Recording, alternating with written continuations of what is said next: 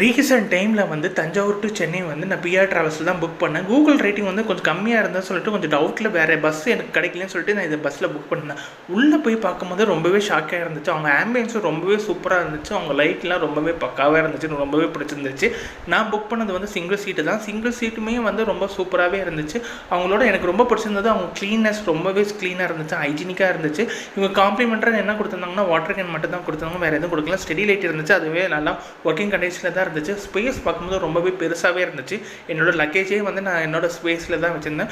ரொம்பவே சூப்பராக இருந்துச்சு, கம்ஃபர்டபுளாக இருந்துச்சு. இங்கே ஒரே ஒரு குறை சொல்லலாம், அது என்ன குறைனா டிவி தான். டிவி எல்லாமே மேக்ஸிமம் ஒர்க் ஆகுது, அதே மாதிரி தான் இருந்துச்சு. இவங்க ரொம்பவே பக்காவாக ரொம்பவே நீட்டாக மெயின்டைன் பண்ணியிருந்தாங்க. எதனால கூகுள் ரேட் வந்து கம்மியாக கொடுத்துருந்தாங்க எனக்கு தெரியல. ஏசி கண்ட்ரோல்லாம் நல்லாவே தான் இருந்துச்சு.